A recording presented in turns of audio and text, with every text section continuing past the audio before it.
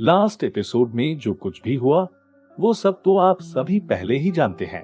और next episode के trailer में सबसे पहले हमें तियान दो आर्मी के मीटिंग हॉल को दिखाया जाता है, जहां पर एम्परर जुइबांग के सामने मार्शल जिलोंग को बुलाया जाता है और जुइबांग उन्हें फटकार लगाते हुए कहते हैं, आपने हमारी आर्मी को अच्छे से लीड नहीं किया, जिस वजह से हमारे लाखों सोल्जर्स को अपनी जान गंवानी पड़ी, इसीलिए आपको इसकी सजा मिलनी चाहिए। और अगले एपिसोड में हमें पता चलेगा कि जुइबांग मार्शल जिलोंग को किस तरह की सजा देते हैं। और हो सकता है कि जुइबांग मार्शल जिलोंग को अपनी आर्मी से निकाल भी दे, और ये भी हो सकता है कि बाद में मार्शल जिलोंग बेबी डॉग के साथ मिल जाए। कुछ भी हो सकता है, जिलोंग का कोई भरोसा नहीं। अब ये सुनते ही मार्शल जिलोंग एम्परर जुइबांग के सामने घुटनों पर आ जाते हैं और अपनी गलती की माफी मांगने लगते हैं और उन पर कड़ी कार्रवाई न करने की रिक्वेस्ट करते हैं। और तभी एम्परर जुइबांग को एक सूचना मिलती है कि एक काले कपड़े पहने बंदा आपसे मिलना चाहता है।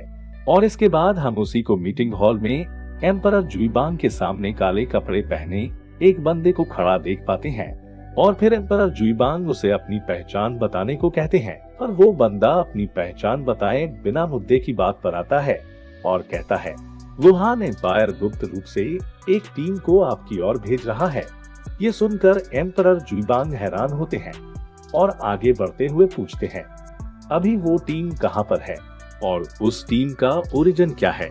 वैसे दोस्तों, हमें इस बंदे के बारे में ज्यादा कुछ नहीं बताया गया है, तो हो सकता है ये कोई बेबी डॉग के हालातों का मारा हो सकता है, जिसका बेबी डॉग ने सब कुछ उजाड़ दिया होगा और अब वो जुइबांग की मदद करके बेबी डॉग से बदला लेना चाह रहा होगा।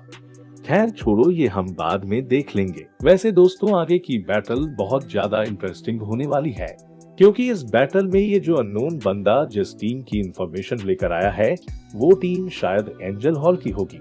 और एंजल हॉल के बैटल में एंट्री करते ही तांग हाओ की भी बैटलफील्ड में एंट्री होगी, जिसका हम सभी को बेसब्री से इंतजार था। इसके बाद अगले दिन में हमें तांग सेन को दिखाया जाता है, जो कि जियालिन पास के ब्रिज के सामने खड़ा होता है और उसके तीन तरफ से वुहान एम्पायर के मास्टर्स उसे घेर कर खड़े होते हैं। और यहाँ तांग सेन के हाथ में सी गॉड ट्राइडेंट भी होता है।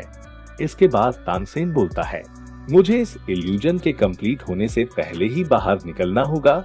इसके अगले सीन में हम तांग सेन को जीवू के साथ कहीं जाते हुए देख पाते हैं।